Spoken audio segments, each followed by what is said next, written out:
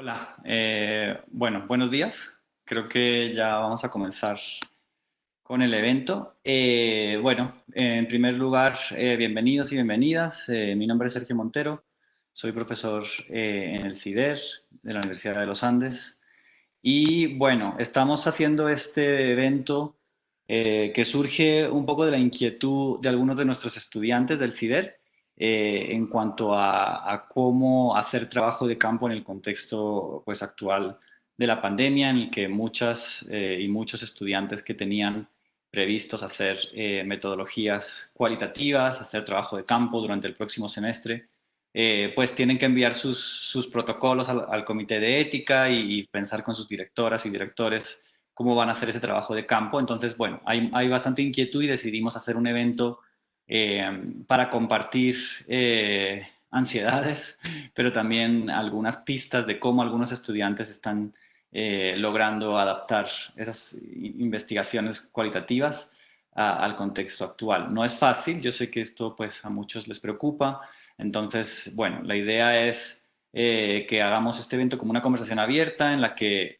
ahora les cuento un poco cómo va a ser la dinámica, pero también habrá algunas preguntas abiertas al final del evento para que la gente que está conectada, pues aunque es un evento, digamos, interno del CIDER, decidimos abrirlo a más gente porque creo que es, o creemos que es un tema que está afectando a muchos estudiantes y también profesores en este momento. Entonces, bueno, la idea es, como no tenemos mucho tiempo, voy a ser rápido, la idea es que primero van a compartirnos algunas reflexiones profesoras del CIDER, que también pues les ha tocado adaptar sus proyectos de investigación. Entonces, primero nos hablará Diana Ojeda y luego nos hablará Cecilia Roa y Parisa Rinaldi, que es estudiante del doctorado en estudios interdisciplinares sobre desarrollo del CIDER y que está colaborando con Cecilia en un proyecto. Entonces, ellas dos nos contarán cómo han ido adaptando sus metodologías para ese proyecto. Después de esas intervenciones tendremos un espacio pequeño de preguntas y de ahí pasaremos a intervenciones de los estudiantes del CIDER. Primero tendremos a Darío Sendoya, que nos hablará de sancochos virtuales, después de la maestría en desarrollo. Después tendremos a Isaac Melamed, de la maestría en género, que nos hablará de archivos y entrevistas. Seguirá Paula Moreno, de la maestría en desarrollo, sobre cómo está haciendo entrevistas telefónicas. Luego tenemos Laura Ortiz, de la maestría en género, que nos hablará de su metodología sobre trayectorias de vida y cómo la está adaptando. Y finalizamos con Daniel Ramírez, de la maestría en planeación urbana y regional, que nos hablará de conversatorios virtuales fotopalabra. Entonces, bueno, lo que yo voy a hacer es que, además de moderar, voy a estar pendiente del chat. Entonces, si los asistentes o panelistas tienen preguntas, por favor, van escribiendo, lo van escribiendo a través del chat y yo haré las preguntas cuando sea el espacio de preguntas. Entonces, bueno, yo creo que eso es por ahora todo. Entonces, yo creo que le damos la palabra a Diana Ojeda. Diana, cuando quieras.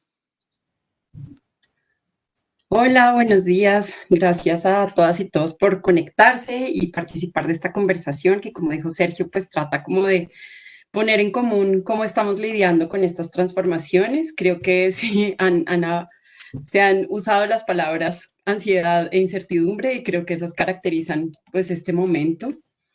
Yo quería empezar como con algunas reflexiones porque siento que lo que hace esta crisis es de alguna manera, bueno, pone al desnudo muchas cosas, ¿no? Desigualdades, formas de violencia, pero creo que también pone al desnudo, pues, como esa visión clásica del trabajo de campo, que ha sido una visión que se ha construido desde ciencias naturales, como por ejemplo la biología, la ecología, el estudio de los glaciares, o desde las ciencias sociales, como la antropología, la geografía, bueno, entre muchos otros campos, pues esa visión clásica del trabajo de campo, que es que uno se va muy lejos y explora otro lugar y otras personas que son muy distintas a uno mismo, pues es una visión problemática. Y creo que quizás este es un momento entonces también para cuestionar cómo nos hemos pensado, pues digamos, tradicionalmente el trabajo de campo. Y pues quiero empezar por reconocer que tiene gran valor pedagógico, ¿cierto? Ese momento de extrañamiento, de incomodidad, donde uno va y conoce otro lugar y tiene que empezar a tender puentes con ese lugar, pues tiene mucho valor, pero al mismo tiempo hay que reconocer que ese trabajo de campo está construido a partir de relaciones de poder. Y es un trabajo de campo donde la movilidad, por ejemplo, es fundamental. Entonces, sujetos que no tienen responsabilidades de cuidado, tienen menos responsabilidades de cuidado, pues la llevan mejor. Y también la movilidad pues está pensada a partir de un sujeto cis, hetero, masculino, blanco, casi siempre, que es como este estereotipo de quien hace trabajo de campo, ¿no? Casi que un Indiana Jones. Entonces, pues en medio de toda esta crisis y cuando yo misma tuve que preguntarme qué hacer con mi propia investigación y mis estudiantes empezaron a decirme, ¿qué hago con mi propia investigación? Pues volví justamente a la experiencia de quienes no necesariamente hemos tenido, digamos, esa posibilidad infinita de hacer el trabajo de campo. Entonces volví a la geografía feminista, la geografía queer y experiencias pues de investigaciones LGBT que justamente lo que nos hablan es de esa movilidad restringida, ¿verdad? Creo que eso lo conocemos bien sujetos que hemos sido feminizados y entonces quise volver allí para preguntarme, bueno, ¿cómo hemos hecho entonces trabajo de campo? Entonces, bueno, una de las cosas que es muy importante pues es estudiar el entorno propio. Si en este momento uno lo que tiene pues es la casa, lo que tiene es una calle que está cambiando, lo que tiene es un barrio que ahora quizás está empezando a juntarse de maneras distintas, pues quizás es allí donde uno debe entonces construir el trabajo de campo, ¿cierto? El campo en sí mismo como un lugar geográfico no existe separado de todas estas relaciones, como mencionaba, entonces volver a configurar ese campo a partir de esta nueva realidad, pues permite volver de nuevo como a eso que tenemos cercano, que es también la premisa del feminismo, ¿no? Uno empieza por estudiar la cama, la casa, el barrio y la misma comunidad. Esto, digamos, se ha hecho a partir de biografías colectivas, de autoetnografías, de trayectorias de vida, de darle también importancia a eso que parecía totalmente inútil, ¿no? Como esas actividades de cuidado que no parecía como que valiera la pena investigarlas, repensar, por ejemplo, el papel de la familia, cuestionar la casa como un lugar feliz. Son todos esos, digamos, problemas de investigación que creo que se nos aparecen muy evidentes en este momento. En mi propia investigación ha sido muy importante, pues desde la geografía feminista, pensarme justamente cómo estos espacios se construyen y veo que la investigación es una forma de transformar esos espacios, de hacer contracartografías de esos espacios. Entonces creo que esa sería como una de las recomendaciones, digamos, grandes que yo haría a quienes están repensando qué hacer, digamos, con su propia investigación. Y es, bueno, revalorar esos problemas que antes parecían poco importantes y que resulta que son fundamentales, ¿no? La historia de vida de la abuelita, la propia historia de vida de uno lidiando, digamos, con temas de salud mental. Creo que todas esas cosas aparecen como evidentes justo en este momento. Y bueno, tenía otra segunda recomendación y es sobre cómo nos hemos pensado los espacios en línea y los espacios fuera de línea, ¿no? Y esto es algo que también la geografía feminista ha trabajado mucho desde hace muchos años, porque se tiende a pensar que aquello que ocurre en línea es menos real o menos verdadero que aquello que ocurre en persona.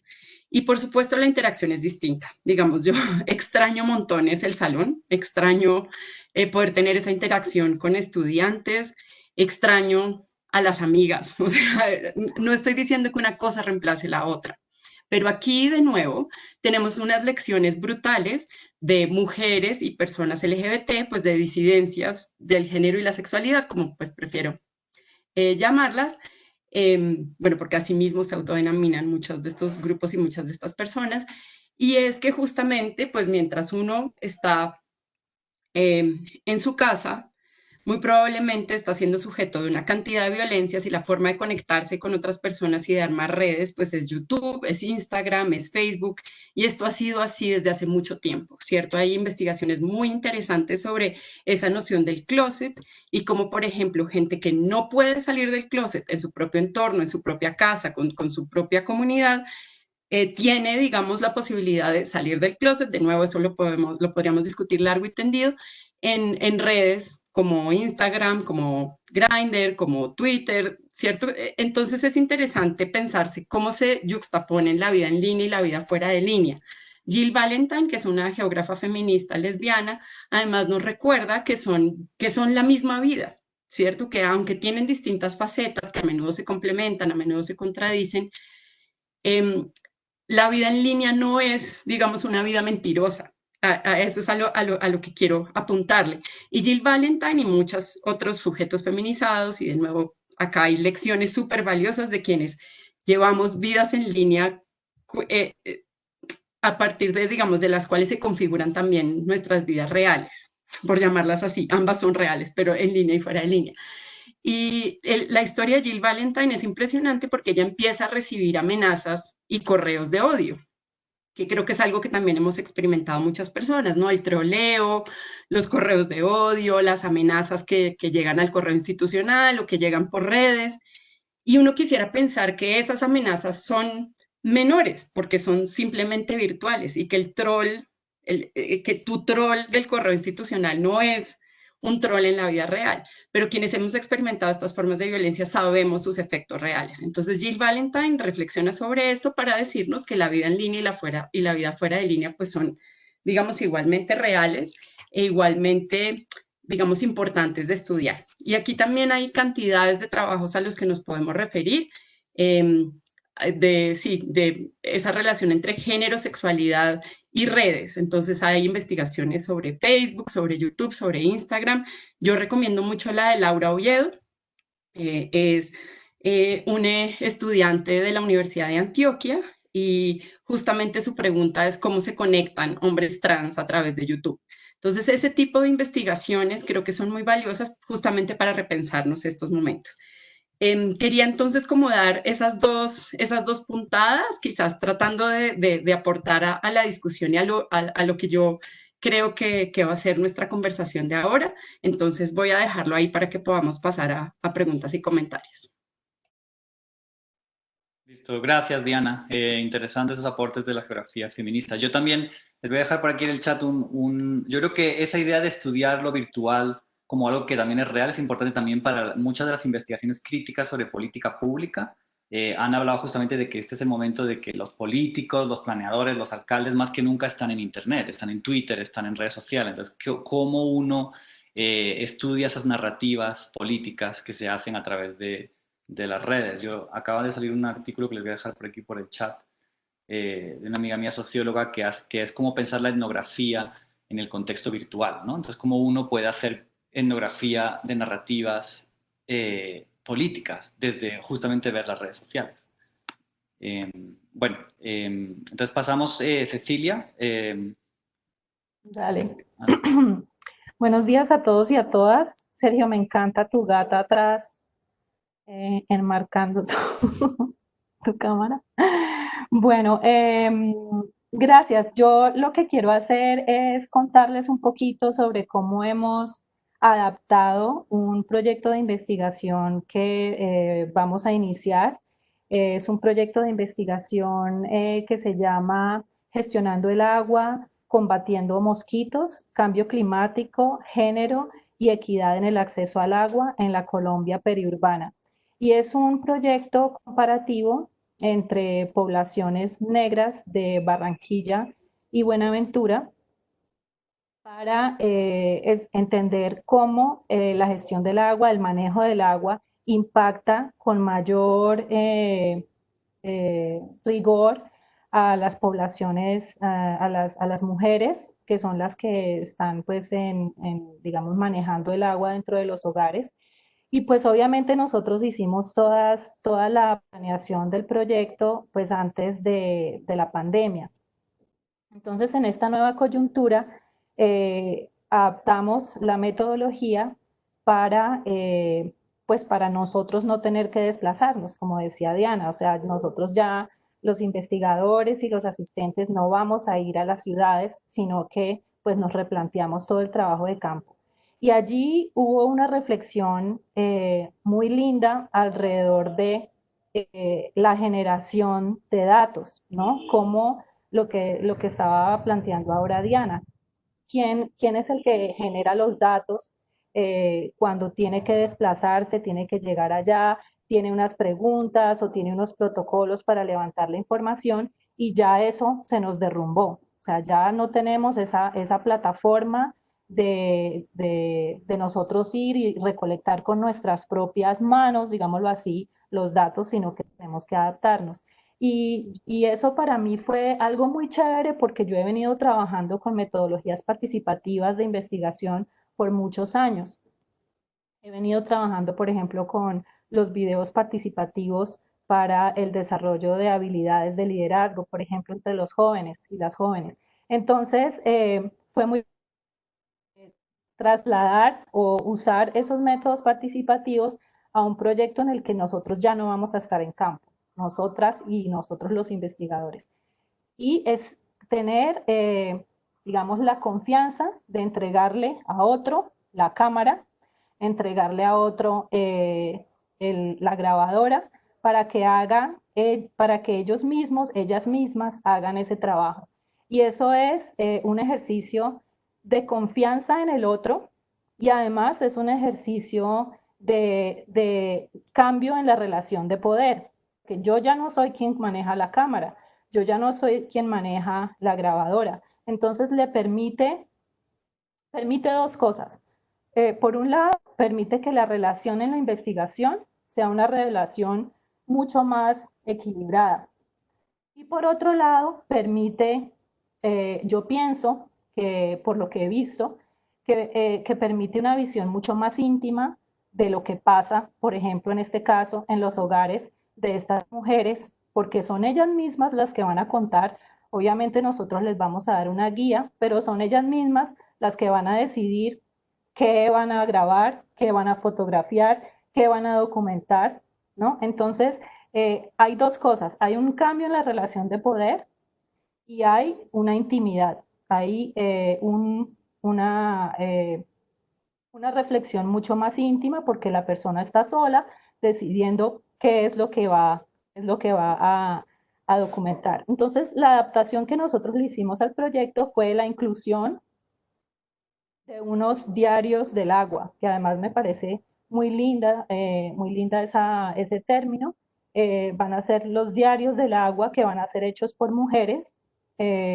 Con sus cámaras les vamos a dar, el proyecto va a financiar la compra de unos celulares inteligentes para que ellas mismas puedan hacer sus videos, tomar sus fotos.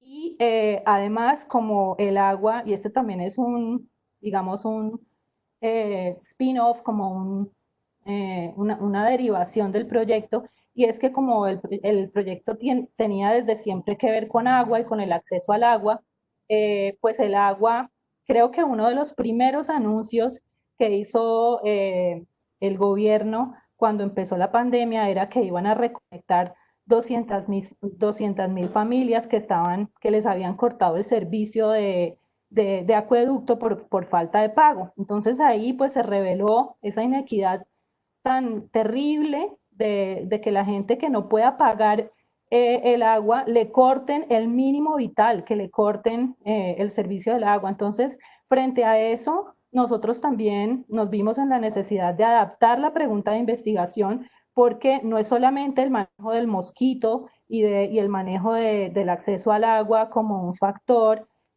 para el control de las enfermedades transmitidas por vectores, sino también en términos de cómo la pandemia pues añade un factor muy importante en términos de salud. Entonces añadimos una pregunta y los diarios entonces van a ser diarios que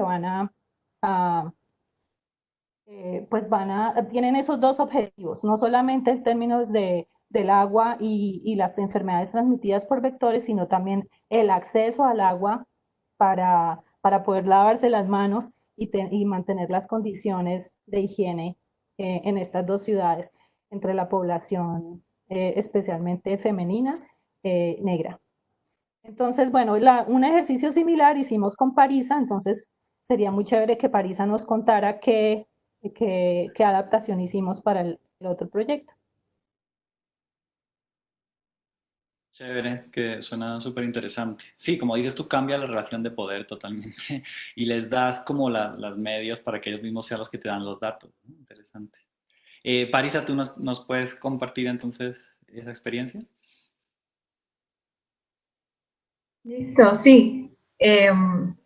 Bueno, pues mi nombre es Parisa Rinaldi, soy estudiante de doctorado trabajando con Cecilia Roa y pues tenía antes de la pandemia un plan de trabajo en Puerto Boyacá, la Serranía de las Quinchas y la Agua, de hacer un trabajo de memoria ambiental y futuros, como hacer visiones de futuros alternativos en ese territorio. Entonces, pues yo creo que muchas de las adaptaciones que ya estamos pensando realizar con ese proyecto, pues son similares a los que estaba mencionando Cecilia y han tenido un impacto en el proyecto. Yo creo que antes estábamos pensando pues una idea como muy enfocada en talleres presenciales, eh, digamos con las adaptaciones que hemos tenido que hacer, pues se abren muchas más posibilidades que antes no estaban pues, previstas, ¿no? Entonces les voy a compartir un poquito pues una gráfica aquí, unos cambios que tenemos que hacer. Sí. Entonces, la idea del plan previo de este proyecto era hacer unos talleres en territorio. Entonces íbamos a tener a trabajar, pues aquí, como dice, en 3 diferentes sitios, con grupos de mujeres y jóvenes, y íbamos a tener 2 rondas de talleres. Una primera ronda para reconocer la historia y memoria ambiental, y una segunda ronda para generar visiones alternativas del territorio. La idea desde el inicio era pues, que fuera muy participativo, que fuera desde la perspectiva, obviamente, de los grupos y de las comunidades. Eh, y también pues hacer un trabajo que involucre no solamente la investigación académica, científica, sino también un aspecto artístico vamos a llevar un camarógrafo al territorio, hacer tomas durante los talleres y después basados en pues, las reflexiones que iban a salir de los talleres, para que fuera también un trabajo estético, pues sí, artístico, creativo con la gente. Entonces, en ese primer momento estábamos pensando, pues, cómo logramos tener los grupos en los distintos sitios, si estamos hablando sobre memoria que está relacionada con algunos espacios, sitios específicos, pues cómo lo podemos recrear durante el mismo taller, de pronto podemos imaginar pues, un, eh, como un día en la vida de cada participante y recrear los escenarios y hacer ese tipo de trabajo, pues ya que no vamos a poder ir al territorio y nos toca este nuevo trabajo, plan de trabajo virtual, pues nos damos cuenta que realmente abre posibilidades de que la gente pueda también con celulares que les vamos a estar enviando y micrófonos hacer sus propias entrevistas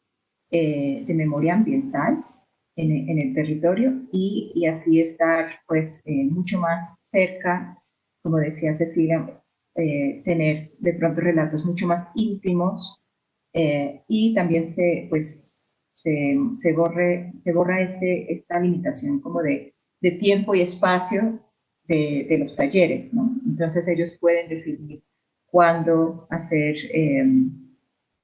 las entrevistas, cuándo grabar sus propias reflexiones eh, y dónde, ¿no? En sus propias casas, en su propio barrio, con sus vecinos. Entonces, otra cosa que tuvimos que adaptar, pues, es que vamos a tener una coordinadora local y ella, pues, siempre iba a estar con la convocatoria, pero ahora su rol cambia y es pues, muy clave porque va a estar apoyando a la gente a las mujeres y jóvenes que van a estar participando del proyecto si tienen algunas preguntas básicas, pues, técnicas de cómo enviarlos, de, pues, también de cómo realizar el proyecto, apoyo logístico, y también pues ella va a estar participando de la misma realización, pues, del proyecto, el análisis de lo que está ocurriendo. También, digamos, esto va a ser un proceso con retroalimentación. Entonces, a medida que se van enviando, pues grabando y enviando los videos con anécdotas y con reflexiones personales, juntos podemos estar mirando, pues, qué sobresale que puede ser como interesante para indagar más, y de pronto, pues, volver a pedir que se graben ciertos relatos, ¿no? Entonces creo que se abren también posibilidades, pues vamos a también adaptar el producto final del video que originalmente habíamos planeado, pero pues incluso abre también otras ideas en cuanto a el marco teórico que vamos a estar utilizando. Pues, no voy a entrar ahorita, pero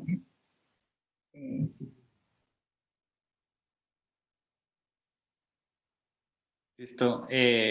Muchas gracias, Parisa. Muy interesante. Cecilia nos envió por el chat una publicación en la que ella participó sobre cómo hacer videos participativos. Me parece muy interesante eso. Yo creo que también abre una nueva manera de hacer investigación. Yo les voy a compartir por aquí un artículo mío que escribí a través de un análisis de un video. O sea, es que yo creo que los videos tienen como mucha, pues uno puede hacer como usarlos como método de investigación y a la vez como objeto de estudio. También todos esos videos que cada vez más están circulando, porque yo creo que va a empezar a pasar que cada vez más la comunicación se hace a través de videos. Entonces, los propios videos que crean las comunidades se pueden también convertir en objetos de estudio interesantes, y la influencia que eso pueda tener. Y las narrativas digitales que crean también desde el Estado, ¿no? Entonces, yo creo que comparación entre esos dos tipos de videos, videos comunitarios, videos oficiales hechos por el Estado, por el gobierno, pueden ser un mecanismo muy interesante de investigación. Bueno, son las 10, entonces íbamos a tener una ronda de preguntas, pero creo que es mejor que pasemos a que nos cuenten los estudiantes sus experiencias, porque me da miedo que no nos dé tiempo a todo. Entonces, yo creo que pasamos, y más bien tenemos las preguntas como al final. Si quieren ir dejando por el chat las preguntas, yo las voy anotando. Entonces pasamos con Darío Sendoya, que es estudiante de la maestría en estudios interdisciplinarios sobre desarrollo, y él nos va a contar cómo está adaptando su metodología en el que iba a hacer sancochos a lo virtual. Darío. Muchas gracias. Bueno, buenos días a todas y todos. Voy a compartir esta presentación. Bueno, sancocho Zoom, llamé el instrumento. Bueno, es el resultado de una serie de conversaciones en clase, de metodología con Diana, los compañeros, y del proceso de lo que ha sido mi delimitación del tema de investigación. Inicialmente estuve muy interesado en poder trabajar en diferentes experiencias de resistencia juvenil en Bogotá y Soacha, y la localidad 20 del Sumapaz. Y algunas de estas organizaciones juveniles, como por ejemplo Suba al Aire en Suba, la Diáspora en Soacha, el Tejido Juvenil de Rafael Uribe Uribe en Rafael Uribe Uribe,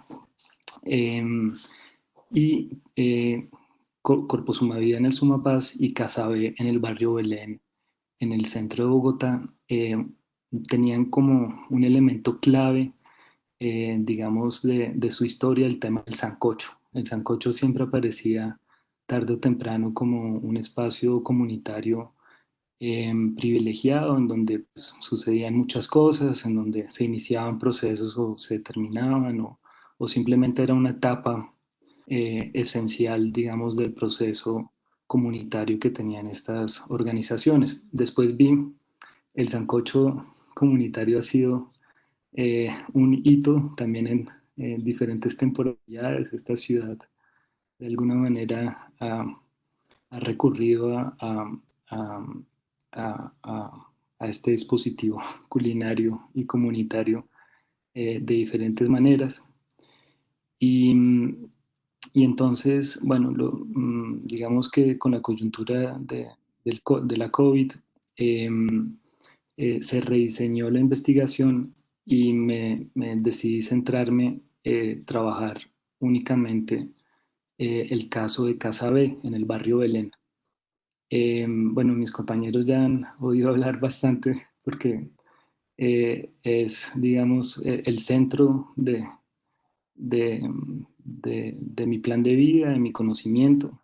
Es un espacio que nace hace 8 años, un poquito más de 8 años, en el barrio Belén, que es el barrio que queda detrás de la Sexta, en la localidad de La Candelaria, pero es un barrio mucho más parecido a los barrios del centro oriente de la localidad de Santa Fe que los barrios que conocemos como de La Candelaria, Las Aguas, en donde está la universidad, y La Concordia, que es como más barrios universitarios y de población flotante, mientras que el barrio Belén sí es un barrio con mucha vida de barrio y pues atravesado por una serie de violencias, unas estructurales que tienen que ver pues con la situación y el contexto de estos barrios populares de Bogotá, yo diría hasta barrios periféricos. Digamos que nosotros estamos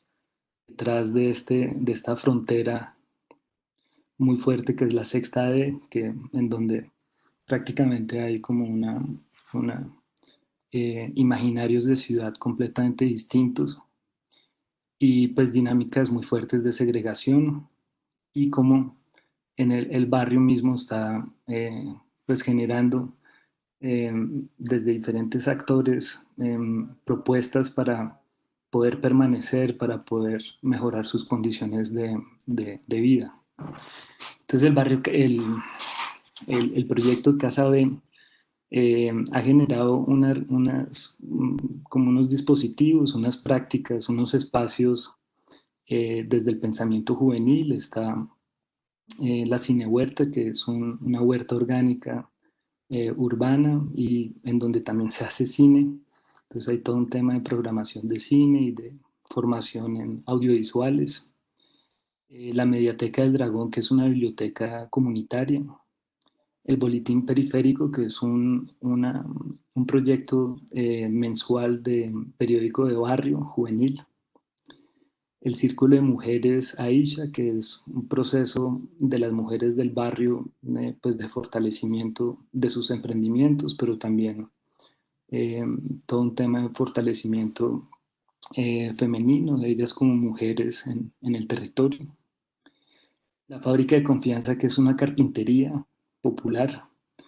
La escuela de patinetas, Prodigio Skate, una escuela por las tardes que hace arte, ciencia, idiomas, y el plan de vida del barrio Belén, que es un ejercicio que llevamos haciendo con diferentes actores del territorio desde el principio del proyecto, en donde nos pensamos un proyecto de desarrollo alternativo en el barrio, muy en clave de la cultura propia del barrio. Entonces, como la cultura como una herramienta también política de permanencia y pervivencia de la comunidad del barrio Belén.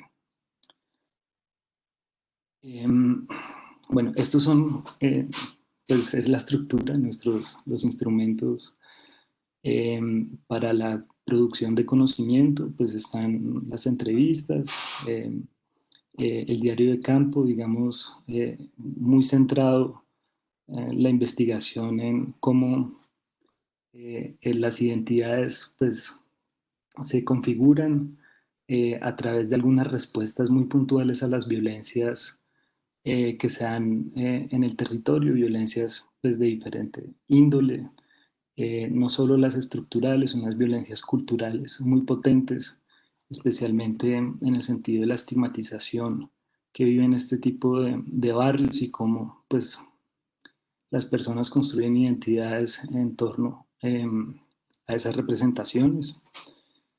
El diario de campo, pues yo estoy profundamente, como les decía, involucrado en este proceso.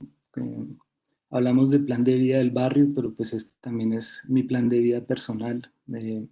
Es una respuesta que he generado, digamos, eh, eh, eh, a través del tiempo para responder a muchas cosas de las cuales yo estoy inconforme en relación a cómo las ciudades se han estado pensando y se han estado desarrollando. Y pues los grupos focales, que en este caso, pues, pues para terminar les contaré un poco cómo el sancocho Zoom puede ser un instrumento útil para generar como ese conocimiento que al principio de la investigación quería construir a través de los grupos focales.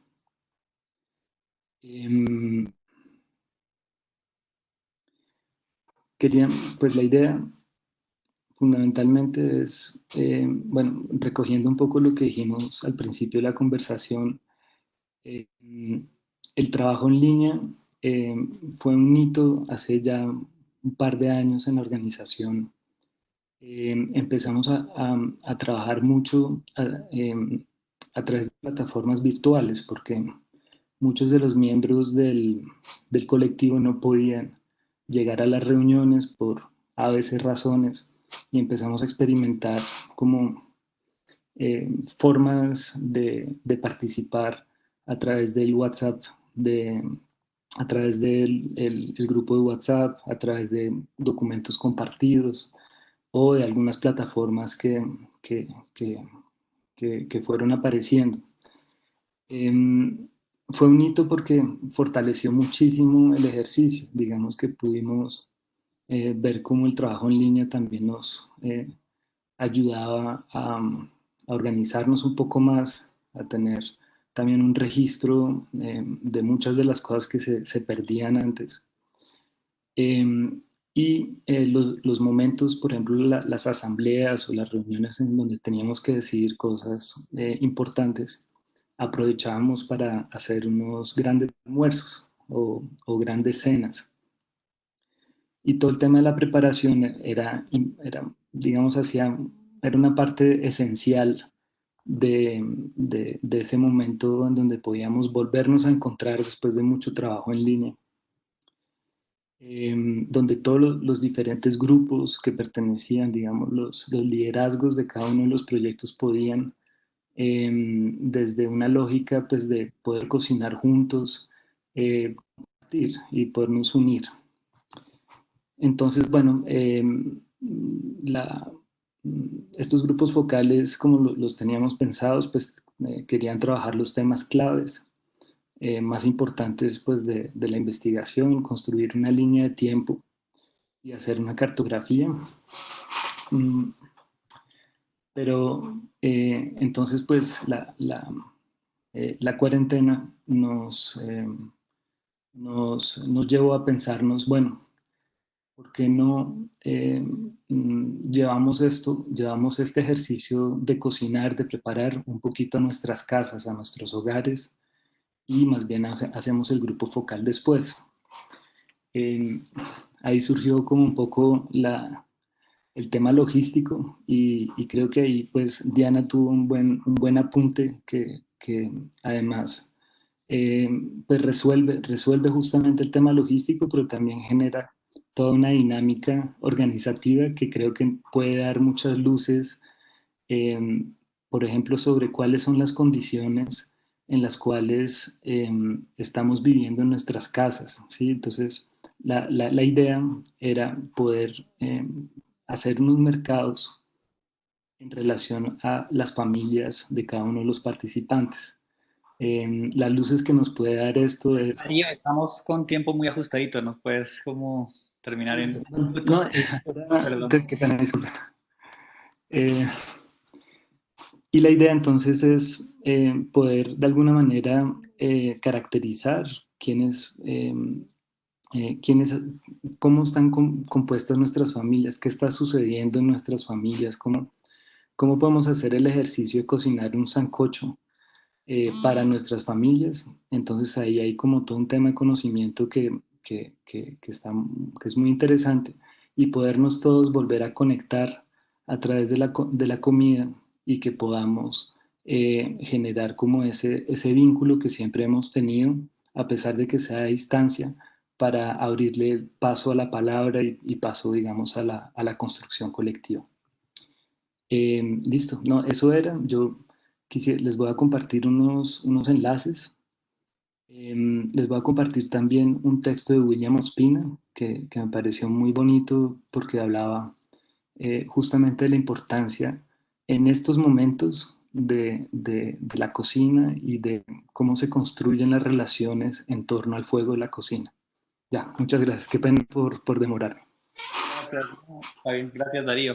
Sí, si nos puedes compartir por ahí por el chat esos links ahí. Y si acaso al final podemos tener algunas preguntas. A mí me gustaría hacer preguntas, a ver si nos da tiempo al final.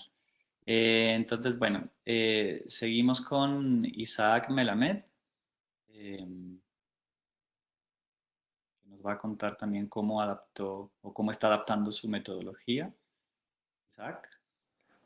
Hola a todas y todos. Pues yo voy a contarles un poquito sobre lo que tenía antes de, de la pandemia y cómo pensar mi proyecto durante esta coyuntura me ayudó a transformar toda la investigación. Inicialmente, mi propósito era hacer una investigación sobre organizaciones LGBT en Panamá y tenía pensado hacerlo desde 1990 hasta la actualidad. Eso obviamente es muchísimo tiempo y pues esto es una tesis de maestría y se me iba demasiado la mano en esto. Entonces, a viajar a la ciudad de Panamá, hacer un trabajo de campo entre junio y julio, hacer entrevistas y visitar y entrar a los archivos específicamente de la Biblioteca Nacional de Panamá y el archivo del diario La Prensa, que es uno de los periódicos principales del país. Cuando empezó todo lo del COVID-19, con mi director, pues empezamos a mirar qué metodología cómo podíamos adaptar esta metodología a lo que estaba pasando para poder hacer este proyecto en Bogotá, porque pues no me dio tiempo salir de Colombia a Panamá, porque Panamá fue uno de los países, de hecho, que cerró, uno de los primeros países de Latinoamérica que cerró sus fronteras. Entonces, lo que hice fue empezar a buscar en archivos en línea. El tema es que Panamá no tiene muchos documentos digitalizados. Entonces me fui a Estados Unidos, en donde hay archivos en universidades como la Universidad de Texas, también el archivo de la Biblioteca Pública de Nueva York, y ahí encontré muchísimas cosas interesantes.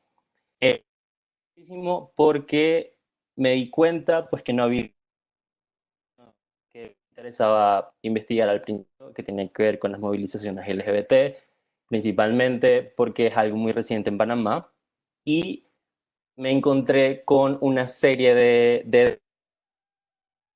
específicamente en periódicos como el New York Times y el Washington Post, que me daban también unas luces súper interesantes de cómo narrativas sobre género y sexualidad se iban metiendo en esta reconstrucción de nación de Panamá. Entonces, con esto en mente, también cambió mi pregunta de investigación y mi trabajo lo pude delimitar muy mejor con respecto al tiempo. Ahora, lo que voy a hacer es investigar justamente cómo esas políticas de realidad inciden en esa reconstrucción del Estado-Nación panameño entre las décadas de 1980 y 1990, pero voy a tomar dos momentos muy, muy puntuales de este tiempo. Uno va a ser el paso de la dictadura a la democracia entre 1989 y 1990, y el otro momento clave es la salida de Estados Unidos del territorio panameño y de la zona del canal. Para esto, lo que es revisar archivos que estén en línea, documentos virtuales, específicamente en Estados Unidos, porque creo que eso tiene los documentos en Estados Unidos son súper importantes para cómo ese país empezó a construir a Panamá o construyó Panamá durante el siglo XX y específicamente en un momento tan crucial como el de la invasión y el de la salida de ese país, o sea, de Estados Unidos de Panamá. Pero también voy a estar hablando en periódicos, porque obviamente es importante tener ambas narrativas para ver qué sucedió en ese momento. Así que creo que el hecho de que haya acceso a estos archivos virtuales abre muchísimas posibilidades que de pronto no hubiese podido encontrar de otra manera, porque fui encontrando ciertas cosas que no me esperaba encontrar, como el trabajo de archivo tradicional. Sin embargo, también es necesario decir que hay ciertas limitaciones, como por ejemplo el hecho de solamente tener acceso a documentos digitalizados, que eso es un tema que es un gran reto, ¿no? Porque pues como les dije anteriormente, no hay mucha información que esté digitalizada allá.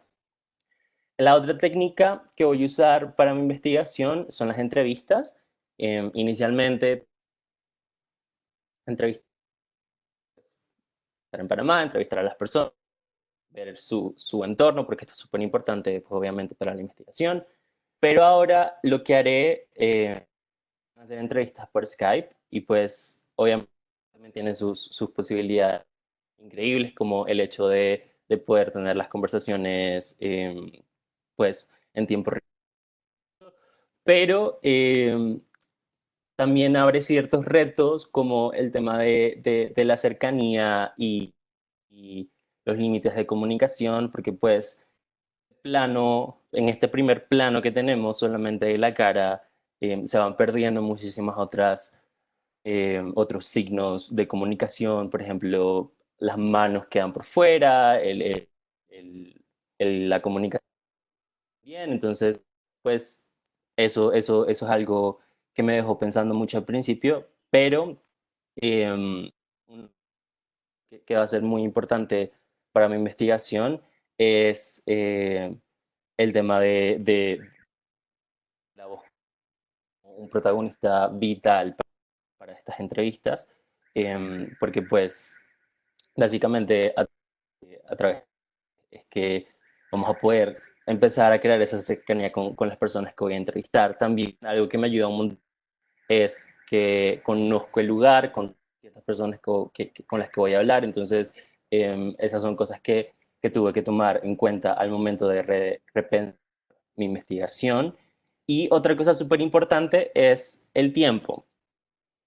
En persona, el tiempo es algo que se puede alargar un poquito más cuando estás haciendo una entrevista, pero en estos espacios virtuales, cuando estamos medio allá, es muy difícil mantener una entrevista, no sé, por hora y media, 2 horas, porque cansa muchísimo estar frente al computador. Entonces, em, pues la idea es hacer entrevistas muy puntuales sobre los temas que me interesa analizar y vernos muchas más veces de las que nos veríamos en persona, pues porque al final la idea de mi proyecto es a través de estas entrevistas sacar testimonios y reconstruir con la mezcla de testimonios y el trabajo de archivo esas experiencias y esos sucesos de la historia reciente de Panamá. Pues Claro, claro. básicamente eso. Bueno, Gracias, Isaac, muy interesante. Yo creo que también, sí, efectivamente, lo bueno es que ahora la mayoría de periódicos tienen sus hemerotecas digitales, ¿no? Entonces, eso se convierte también en un archivo en donde uno puede encontrar un montón de datos y de narrativas sobre diferentes temas. Listo, gracias, Isaac. Entonces, ahora seguimos con Paula Moreno, de la Maestría en Estudios sobre Desarrollo, que nos va a contar cómo ella ha hecho un montón de entrevistas por teléfono. Eh, Paula.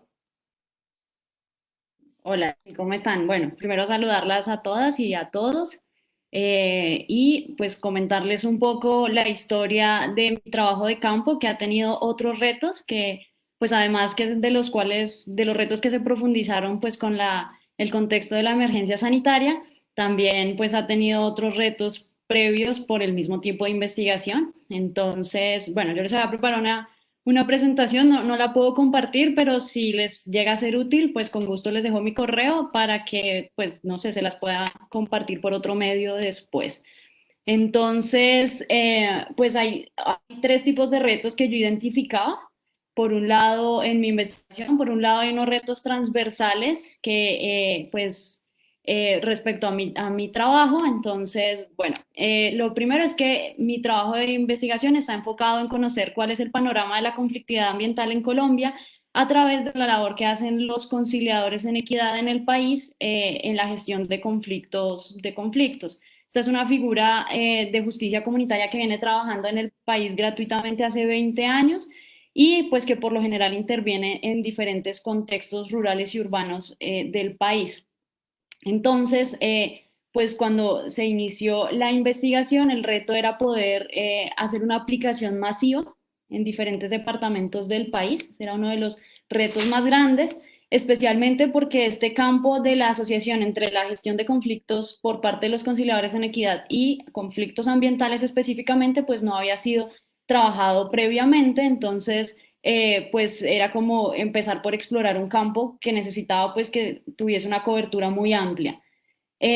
Un segundo reto transversal a la investigación era pues que la metodología tenía dos momentos, uno inicial, como les decía, muy de carácter exploratorio, más cuantitativo, y otro cualitativo en el que a partir de los resultados que se desprendieran de este primer momento, pues se iba a profundizar, pues digamos, en entrevistas a profundidad, pues con algún otro tipo de metodología, eligiendo algún territorio específico o según lo que pues nos surgiera en el trabajo de campo.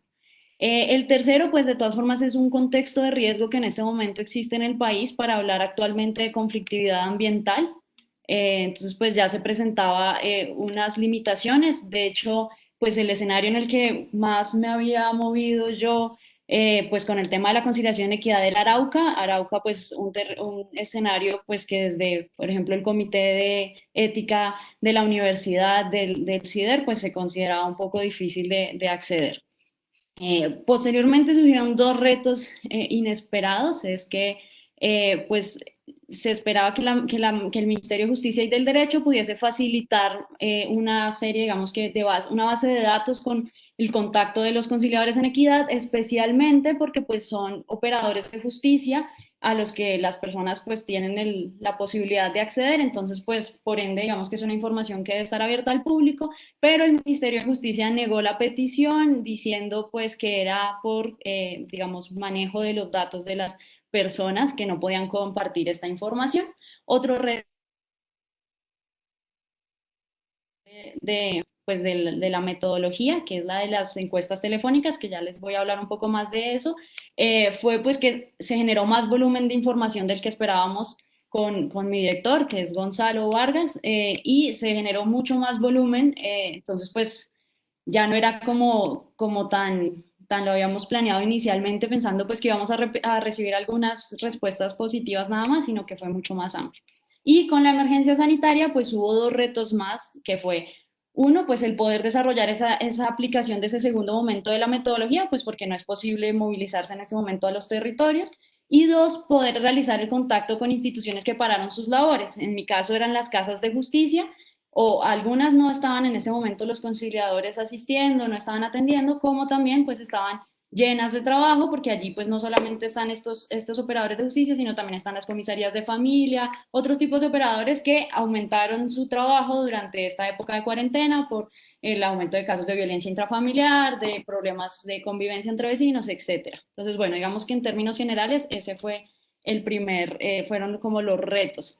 Entonces, pues para poder responder a los principales retos, que era el tener una cobertura amplia a nivel territorial y masiva, pues se tomó la opción de realizar la aplicación de encuestas telefónicas, pues que nos permitieran entonces ir indagando cuál era ese panorama de la conflictividad que gestionan los conciliadores en equidad relacionada con lo ambiental.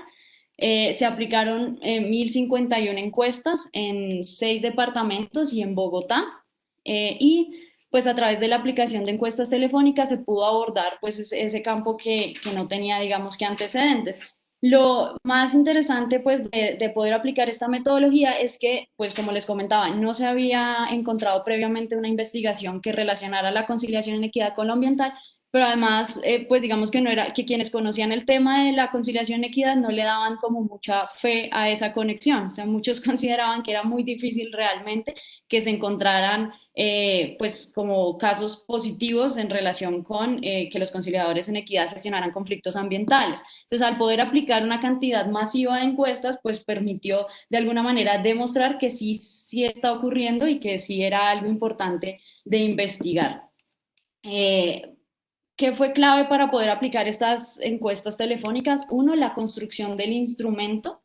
Entonces, pues se construyó una encuesta que necesitaba, pues, primero que fueran preguntas claras que permitieran evitar los falsos negativos. Entonces, era importante que al momento de realizar la pregunta las personas no fueran a confundirse y a decir que realmente no gestionaban conflictos ambientales porque lo asociaran con otro tipo de conflictos más estructurales o porque no comprendieran exactamente a qué hacía referencia la pregunta. Entonces, pues lo primero fue poder elaborar un instrumento que tuviese preguntas claras.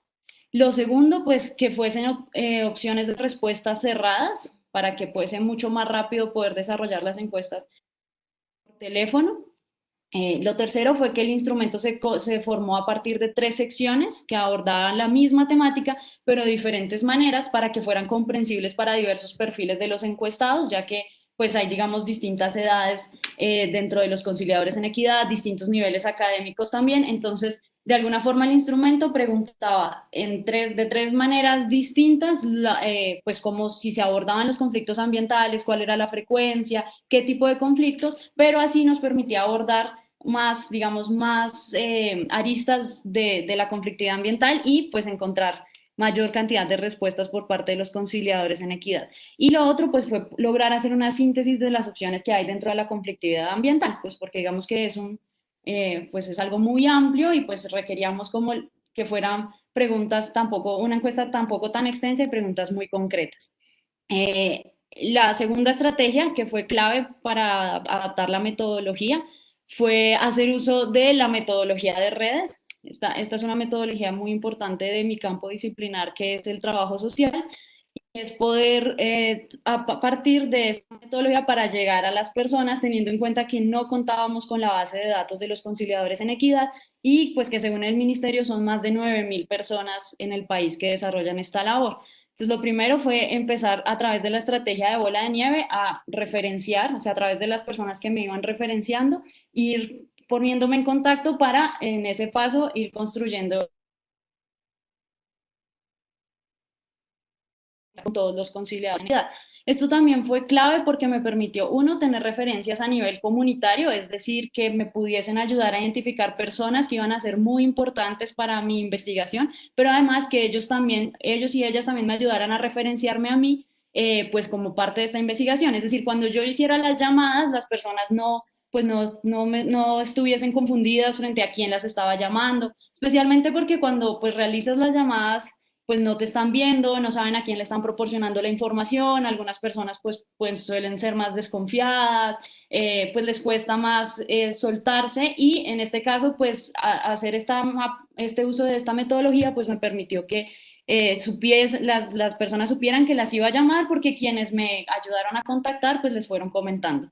Lo otro fue también brindarle un soporte social a la investigación. En la construcción de la base de datos me fui dando cuenta ya que iba a obtener más resultados de lo que esperaba, porque pues las personas con las que me fui contactando en esta red pues me iban comentando la importancia del tema, cómo sí les interesaba muchísimo la investigación y cómo les parecía que era muy pertinente, que en últimas me parece a mí que es el objetivo más importante de una investigación, y es que le pueda ser pertinente a la gente. Entonces, pues sí lo estaban haciendo y les parecía que era una necesidad empezar a explorar este campo de la conflictividad ambiental, pues ese soporte social que ellos me brindaron, pues fue clave para poder continuar. Y lo otro fue pues contar con otro tipo de respaldo, que era el respaldo institucional por parte de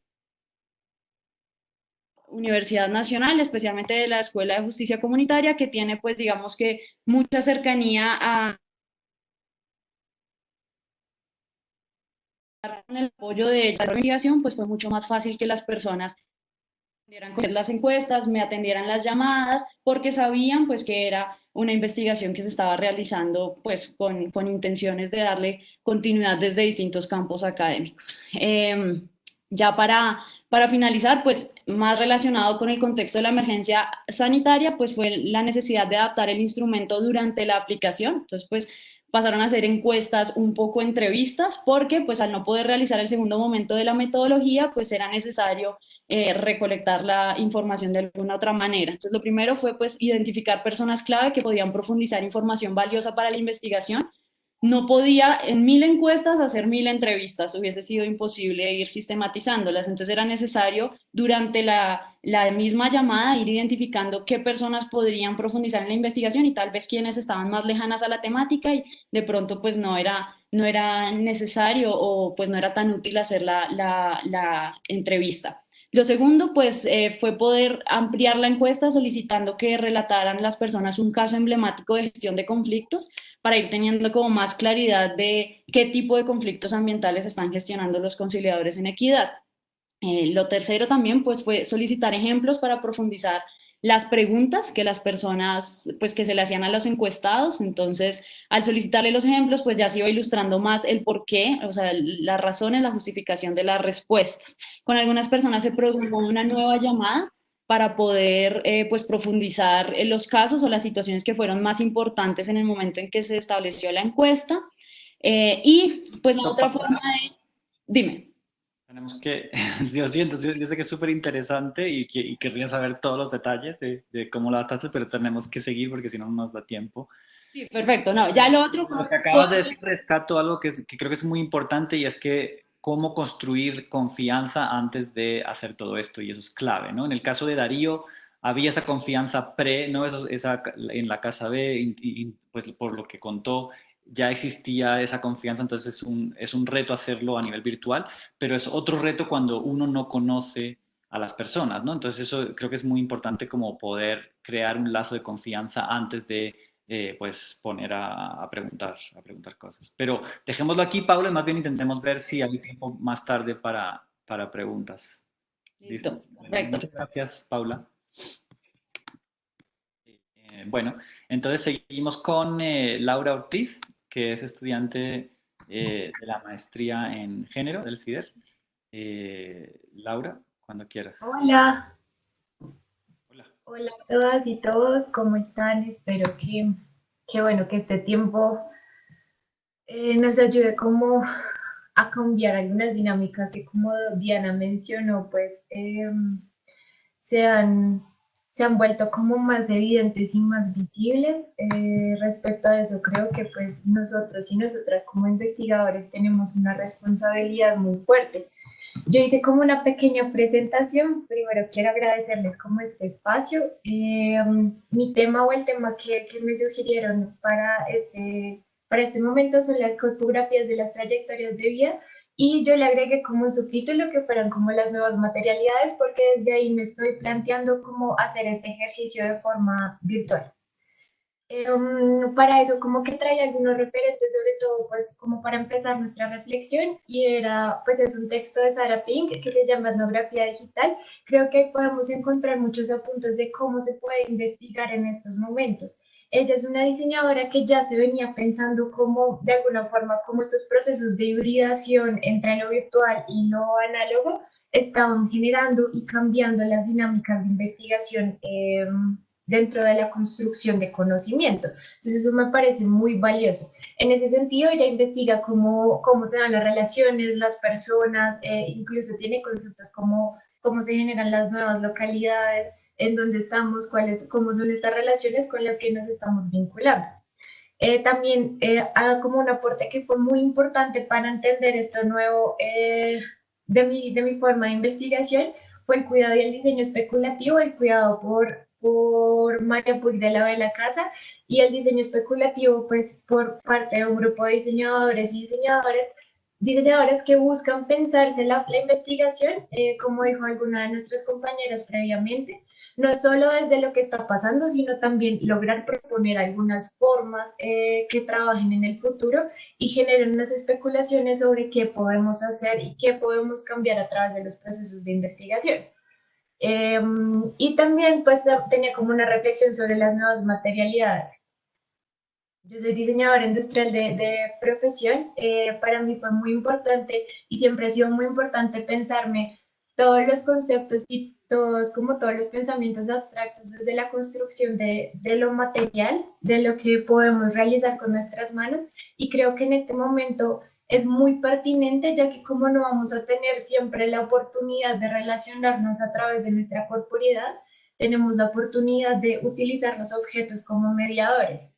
Ahora estoy como participando con algunas compañeras que son diseñadoras, viendo cómo ellas están elaborando sus proyectos de investigación y muchos de ellos están transversados por esas materialidades. Creo que como estaba mencionando Darío, en ese caso pues es un sancocho, en otros casos digamos son como las trenzas pueden viajar a través del espacio y del tiempo y generar diferentes formas de narrativas dentro de los objetos.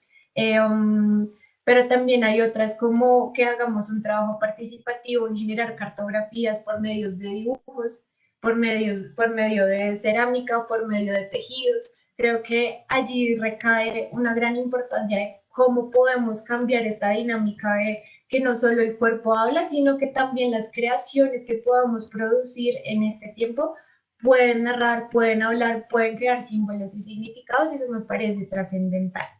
Mi trabajo de investigación actualmente tiene este nombre que se llama Lo político de la depresión, experiencias del moldeamiento de los cuerpos femeninos y la participación de las emociones en este proceso. Como dijo Diana, es un proceso autoetnográfico porque pues yo sufrí de depresión, hace poco me diagnosticaron, entonces pues va a ser conmigo misma y con algunas compañeras que he estado intentando como vincularme. Eso me parece muy importante respecto a lo que decía Diana de ese análisis de geografía feminista, porque se hace trascendental que podamos estudiar también fenómenos que están un poco más cerca y que están construyendo política y están construyendo la forma en que nos relacionamos con el mundo y con nuestros propios cuerpos. Dentro de eso, uno de mis objetivos específicos es identificar las formas en las que se moldeó y moldea el cuerpo femenino como territorio de tres mujeres en sus trayectorias de vida. Ay, no puedo pasar la diapositiva. Allá. Se llamará esto Mapeando los cuerpos, cuerpografía las trayectorias de vida, como les estaba diciendo. Entonces es un instrumento que busca encontrar como diferentes aspectos han ido moldeando los cuerpos de las participantes. Buscaremos estos datos biográficos, pero también iremos realizando a través de un proceso que queremos que se gestione alrededor de la conversación del grupo, cuáles son las materialidades que nos permiten hablar de nuestro cuerpo y de estas relaciones con la cultura, con la política y con la sociedad. Es decir, escoger entre nosotras cómo queremos representar nuestro cuerpo, si lo queremos hacer a través de tejidos, si lo queremos hacer a través de la cerámica. Y creo que esto nos va a llevar como les estaba mencionando previamente, trabajar en las narrativas, no solo desde la consideración de lo que podemos hablar, de cómo nuestros cuerpos se relacionan, sino también de las expresiones y creaciones que queremos producir, que me parece muy potente. Acá les traje un pequeño ejercicio que realicé últimamente. Me estoy haciendo spoiler acá con mi profesora de metodologías. Dentro de eso, pues este es un ejercicio que me parece chévere para recopilar las formas de nuevas materialidades y que también pueden funcionar a través de lo digital. Entonces lo que hice fue tomar las acciones performativas que se repiten, que componen la depresión, e hice un ejercicio de tracking a través de un programa que se llama Runway, que es súper sencillo de utilizar, y configura esta nueva materialidad a través de un discurso visual, que es el que pudieron ver como a lo largo de la presentación, que son estas imágenes que están en la parte inferior a la derecha. Allí, pues, precisamente lo que hice fue utilizar las acciones del cuerpo para volverlas nuevas experiencias y también creo que nuevas narraciones que no solo están dotadas por la palabra, sino también pueden estar dotadas por procesos mucho más materiales. Y creo que esa era como un poco la reflexión que les quería contar que había realizado. Muchas gracias. Listo, muchas gracias, Laura, súper interesante. Sí, de nuevo, yo creo que el tema de las narrativas es algo que también ha salido en varias charlas y creo que es pensar cómo se pueden analizar esas narrativas ahora a partir de lo digital, lo virtual. Listo, pasamos con la última persona que tenemos, que es el último estudiante, que es Daniel Ramírez, de la maestría en planeación urbana y regional, y él nos va a contar cómo está adaptando su metodología. Daniel. Bueno, hola a todos, todas, todes. Voy a presentarles los cambios que hubo en mi investigación.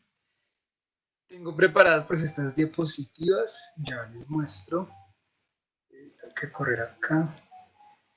Bien, mi proyecto se llama Tejido emocional del espacio público, la influencia de las percepciones de seguridad personal urbana en las experiencias antes y durante el distanciamiento social.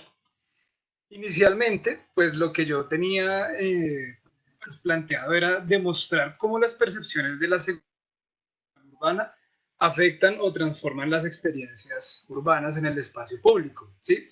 Aquí en la imagen tenemos el Parque de los Hippies, ¿sí?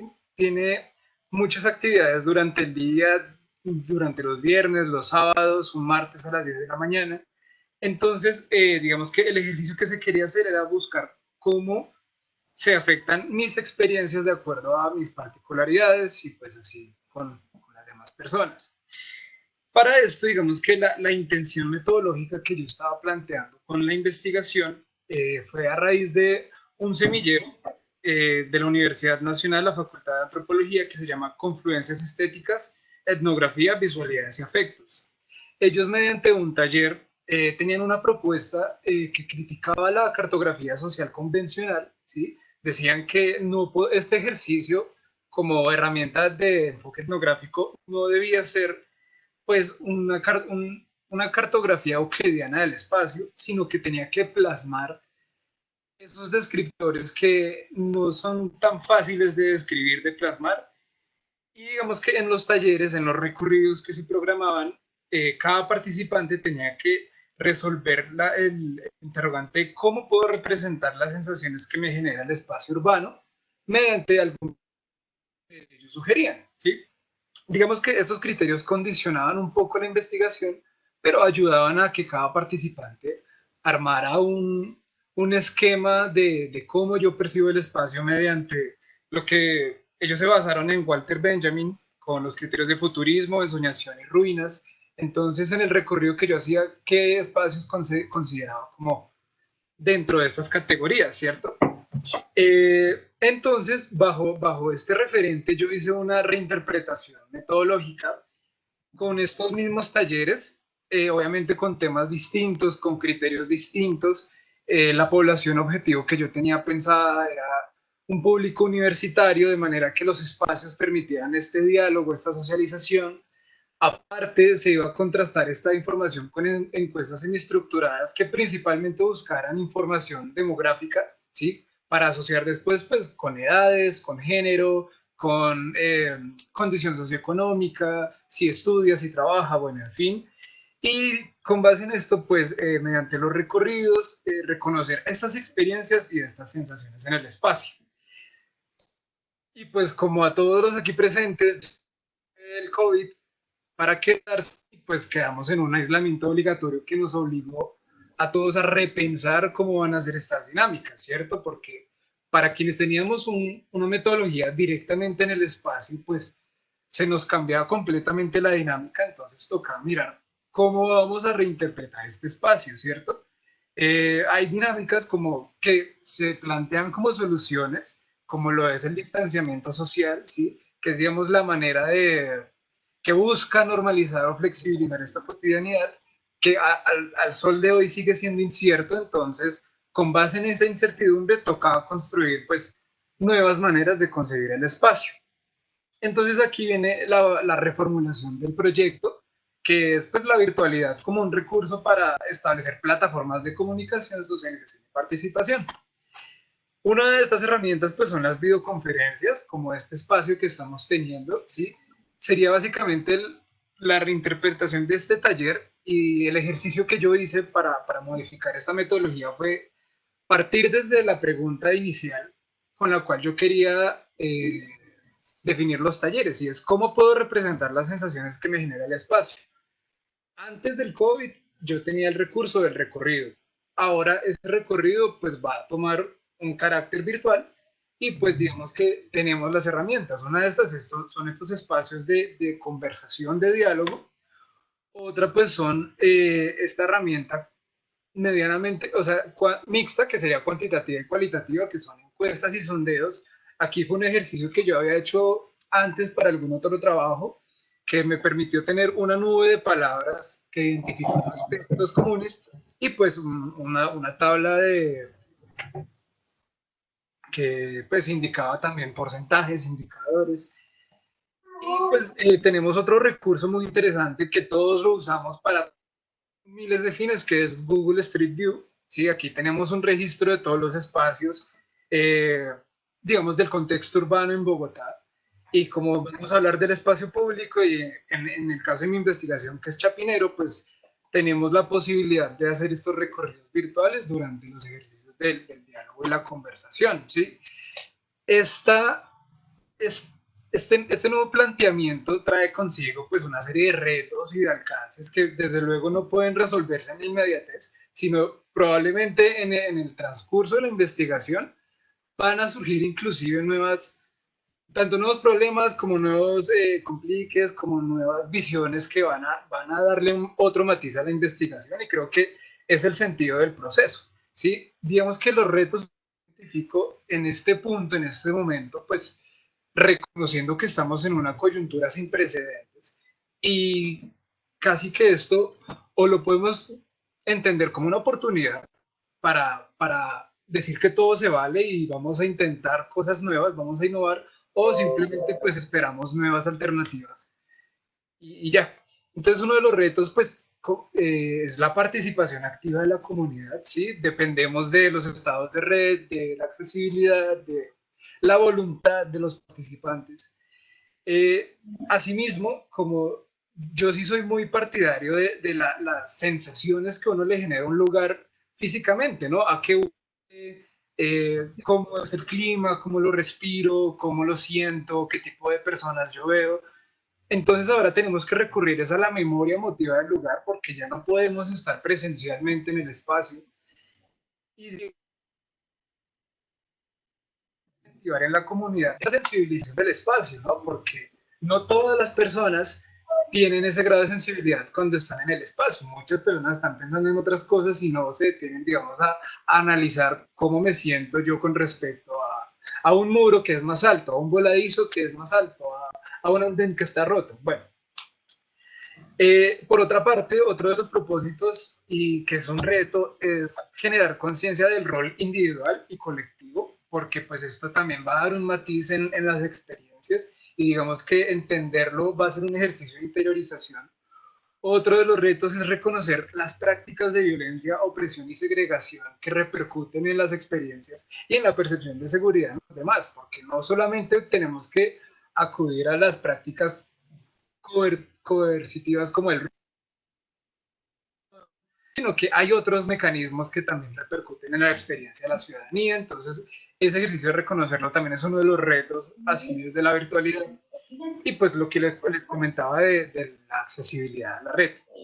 En cuanto a los alcances, pues digamos por el carácter innovador que tiene, bueno, experimental más bien, está pues que hay una segmentación muy reducida a los participantes, ¿cierto? Porque básicamente quienes puedan participar son personas que, uno, van a tener la accesibilidad a la red y pues es bien sabido que no todas las personas tienen accesibilidad. Dos, que también tengan el tiempo para destinar al ejercicio de la participación y bueno. Otro, pues son los rangos amplios en las imprecisiones de las encuestas, ¿sí? Las virtualidades tienen a su ventaja que pueden ser virales y pueden acaparar una gran cantidad de encuestados, pero digamos así mismo habrán personas que no respondan la totalidad de las preguntas o que la encuentran muy larga, entonces responden al azar, ¿sí? Entonces eso va a aumentar el rango de imprecisiones. Otro de los alcances es pues la incertidumbre de las proyecciones a corto, largo y mediano plazo con respecto al espacio, ¿sí? ¿Cómo va a ser ese ejercicio de la flexibilización? ¿Cuál va a ser el porcentaje de personas que van a animarse a salir a la calle, ¿sí? Y digamos que si se presta la oportunidad, la investigación no solamente se podría quedar en la virtualidad, sino puede estar directamente en el espacio para reconocer cómo ha sido esa flexibilización y cómo se toman las experiencias dentro, o bueno, yo lo llamo el durante, de este distanciamiento social, ¿sí? Lo que se quiere y lo que se busca es reconocer cómo estaba antes de que se declarara el aislamiento obligatorio y cómo es este durante. Entonces el durante puede ser desde lo virtual, puede ser desde lo físico, pero no sabemos cómo va a ser ese físico, entonces digamos que ese alcance en la incertidumbre pues va a ser guiado dentro del curso. Pues lo otro, que es uno de los aspectos muy criticados en las investigaciones de enfoque etnográfico, porque normalmente una etnografía es un de mucho tiempo, muy exhaustivo, muy adentro de la comunidad del espacio, entonces como la temporalidad es limitada y un poco ceñida a lo que venía diciendo anteriormente, no se sabe cómo va a ser y cuánto tiempo vaya a ser así. Entonces, esta limitación temporal también va a generar unos sesgos, ¿sí? Que vale la pena pues tenerlos claros y nombrarlos desde el alcance de la investigación. Entonces, pues, básicamente, es como la adaptación a este ejercicio de los talleres eh, como tal, pues lo que se cambia es el espacio. Y ya, listo, muchas gracias. Bueno, gracias a ti y y a todos y todas. Bueno, muy interesante, como siempre el tiempo se nos va, pero yo sí, pues obviamente la gente que se tenga que desconectar porque ya son las 11 está bien, pero los que se puedan quedar un ratito más, sí me gustaría aprovechar para hacer algunas preguntas que fueron surgiendo durante las presentaciones. Entonces, si quieren, les cuento las preguntas y cada cual responde algo que le parezca interesante respecto a esa pregunta. Hay varias preguntas, pero yo las resumiría en tres. Hay una que es específica para María Cecilia y Parisa, que es, creo que Cecilia tuvo que irse porque tenía una sustentación de tesis, pero no sé si Parisa esté por ahí. Una pregunta específica que es, ¿cómo realizarán la identificación de actores clave para la entrega de celulares? ¿No? Eso creo que yo también me lo preguntaba cuando Parisa lo comentaba. Entonces, bueno, ustedes pasan de ser los entrevistadores a darles a las personas los medios para que entrevisten y toman fotografías, pero ¿cómo, digamos, cómo escogen o qué estrategia tienen para identificar esos actores clave? Esa es una pregunta para ellas, pero yo creo que eso está relacionado con otra pregunta que está por aquí que creo que sí aplica a todas las presentaciones y es cómo uno genera confianza con personas a las que va a entrevistar, ¿no? Entonces, la pregunta específica es con comunidades vulnerables, como por ejemplo asentamientos informales, gente con la que uno todavía no tiene esa relación de confianza, entonces, ¿cómo la puede construir a través de lo virtual? Creo que esa es una pregunta que afecta a comunidades vulnerables en particular, pues porque no tengan o el tiempo o los medios para eso, pero creo que en general también gente que está trabajando con poblaciones no necesariamente vulnerables, pero sí nuevas, que no conoce, ¿cómo están pensando ustedes en construir esos lazos de confianza antes de hacerlas, que son clave para que una entrevista realmente pues, pueda tener un grado, digamos, como de sinceridad, ¿no? Esa por una parte, que yo creo que la pueden resolver varios. Y hay otra pregunta que hace Joe Carrero, que es estudiante de la maestría en planeación urbana, que es cómo hacer para hacer grupos focales o entrevistas con gente que no necesariamente maneja el Zoom o videollamadas, ¿no? O que a lo mejor no tiene como la banda de internet para hacerlo. Entonces, sugiere WhatsApp, pero también pone pues, sobre la mesa pues, qué posibilidades y límites le ven ustedes al uso de WhatsApp, que pareciera ser algo como más intuitivo y más generalizado. Pero ¿cómo hacer entonces? ¿Cómo podríamos pensar en estos, por ejemplo, sancochos virtuales, no por Zoom, sino con otras tecnologías más básicas? Creo que esas son las preguntas. Entonces, si quieren, no sé si Parisa está por ahí, y tal vez empezamos con la pregunta que era específica para el proyecto y luego seguimos.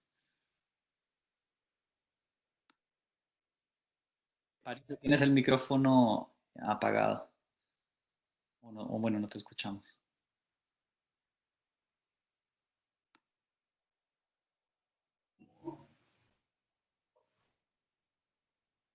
No se te escucha. Pues al menos yo no escucho.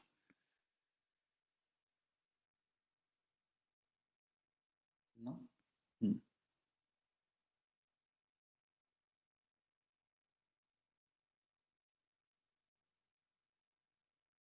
No sé si Roger esté por ahí, nos puede echar una mano con el micrófono de Parisa.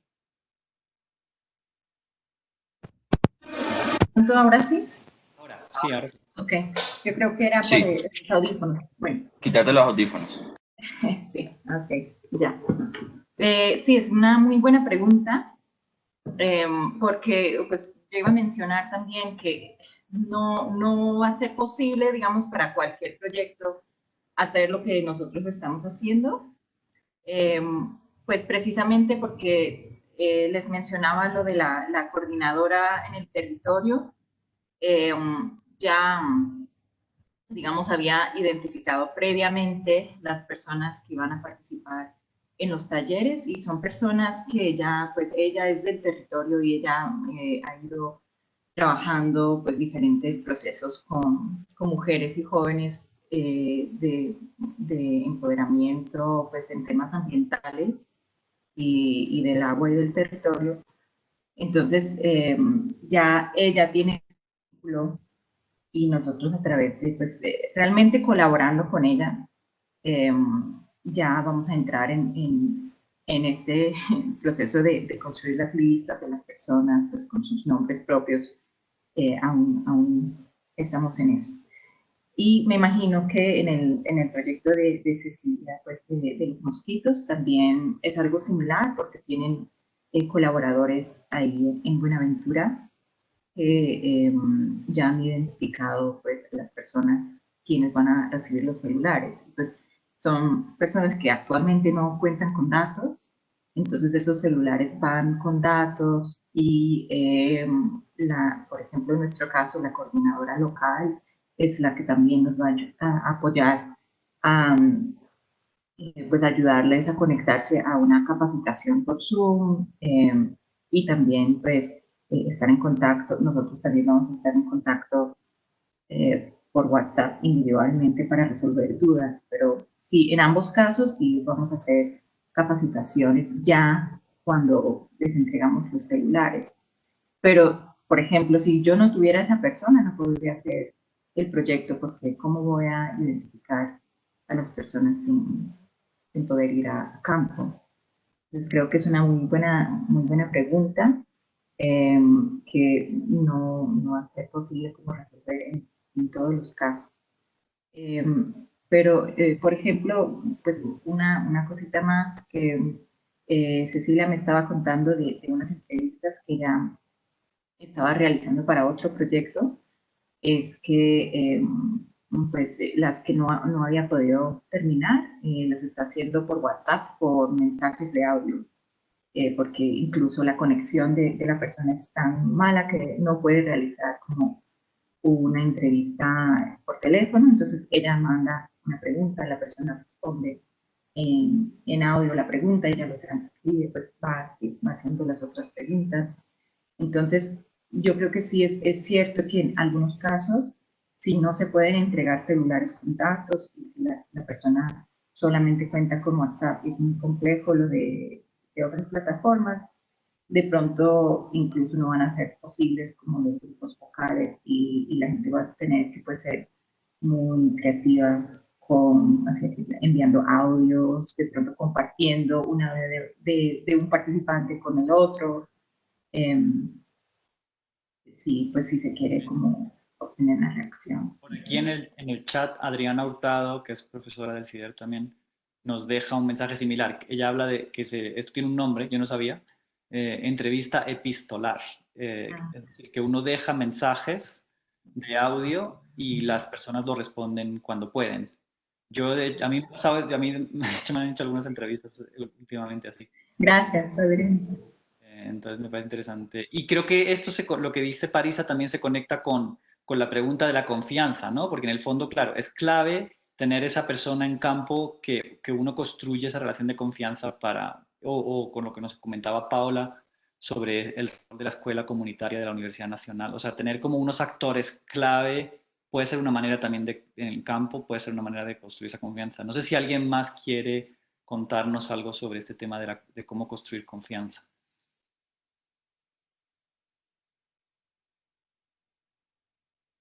Pues si quieren, les comento como 3 estrategias rápidas. Una, en mi caso, fue buscar los grupos de Facebook de las personas que son conciliadores en equidad. Muchas veces para trabajo generan estos grupos y hacer una publicación comentándoles pues como que iba a desarrollar la investigación para que me pudiesen conocer, incluso abrir mi perfil, ver mi foto, no sé, cosas de este estilo.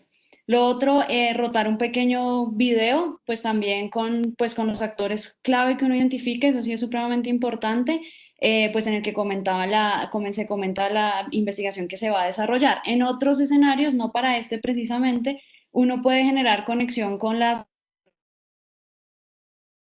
pues comentar la investigación que se va a desarrollar. Digamos que, pues claro, esto es más fácil cuando se está a nivel presencial, pero hay muchas emisoras que en algunos municipios funcionan, digamos que pues a través de internet, entonces te puedes conectar a distancia y comentas también para que pues las personas escuchen que vas a desarrollar esta investigación y empiecen a generar confianza en que pues no es una persona que los está llamando pues para otro tipo de cosas, sino que realmente es una investigación que se está haciendo y que todo el mundo está conociendo a nivel pues, del territorio, del departamento, de los municipios. Y en este contexto creo que se vuelve más importante también cosas hay sobre nosotros en Internet, ¿no? ¿Qué pasa cuando uno busca en Google el nombre de alguien y que aparece, ¿no? Yo creo que hay que tener ahora cada vez más cuidado en eso, porque la gente, o al menos lo primero que uno hace es como, si a uno le llega un email de alguien que no conoce, pues lo busca en Internet, ¿no? Entonces, como tener mucho cuidado como con qué páginas, con nuestras redes sociales y que pueden convertirse en una manera de crear confianza. Si uno ve que esa persona es una investigadora en una universidad, que ha hecho estos temas, que ha hecho el otro, pues eso justamente puede ser también una manera de construir confianza, ¿no? No sé si alguien más tiene algún comentario sobre este tema.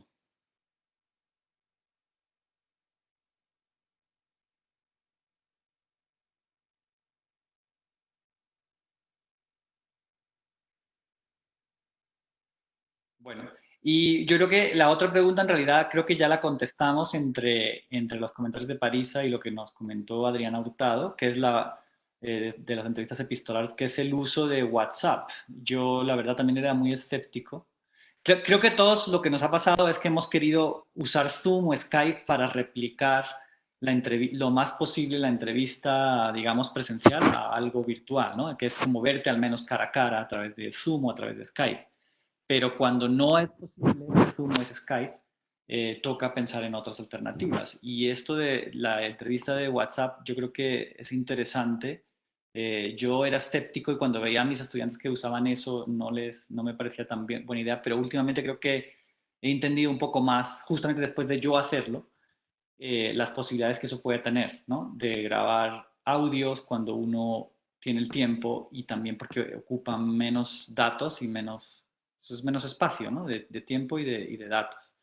Entonces creo que obviamente es un tema súper novedoso que toca mucho leer para ver cómo podemos hacerlo bien y también experimentar con eso y cómo recopilar datos a través de ese tipo de metodologías. No sé, Sergio, si puedo meter la cucharada. Sí, Sí, sí. Es un comentario breve, pero que creo que ahí hay un tema que nos deberíamos pensar en términos de seguridad, ¿no? Como que muchas veces los encuentros cara a cara, los encuentros cara a cara, cuando además dejábamos celulares y todos los aparatos afuera, pues permitían discutir temas sensibles en términos de seguridad. Y eso es uno de los retos que ahora tenemos, digamos, en las redes y colectivas de las que hago parte. Nos preguntamos mucho qué tanto usar Zoom, qué tanto usar WhatsApp, sabiendo que no son seguros y que pues digamos que la minería de datos que se hace a partir de estas plataformas pues es brutal.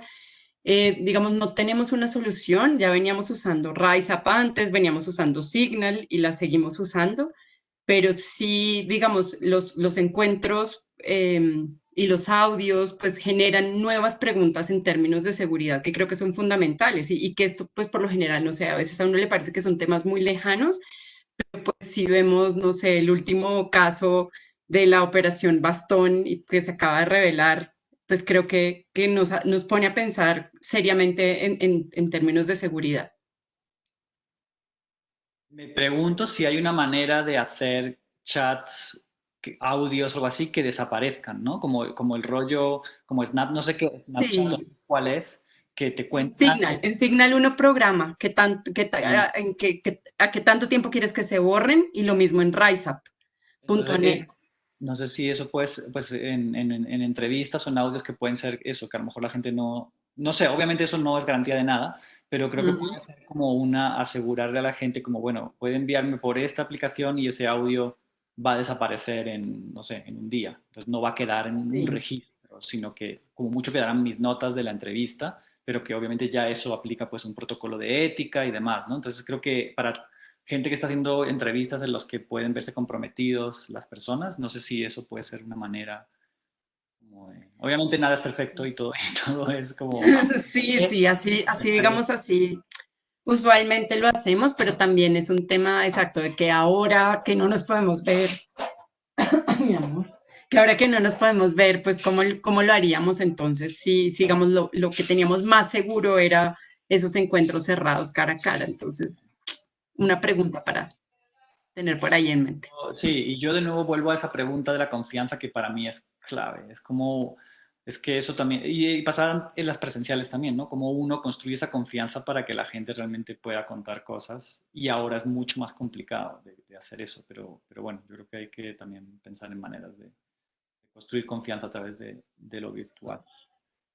Volver a las redes de confianza que ya tenemos construidas. Las que ya tenemos. Bueno, eso es otro, ¿no? Obviamente lo que tú decías al principio, tal vez volver los proyectos de investigación más hacia lo que uno ya conoce, pero en el caso de que quiera hacer cosas nuevas, pues toca ese reto. Bueno, pues nada, muchas gracias a todas y todos. Yo creo que ha sido muy útil. Esta conversación va a quedar grabada, pues ya ven que hay como muchas maneras y métodos y formas que los estudiantes están experimentando y creo que eso es muy interesante. Esto va a quedar grabado, entonces porque hay personas que no pudieron asistir, entonces bueno, pues muchas gracias y nada, seguiremos esta conversación en lo virtual o no sé cómo, pero obviamente esto es algo que vamos a seguir hablando. Muchas gracias a todas y todos. Gracias, chao. Gracias, hasta luego. Gracias. Chao. Hasta luego, gracias.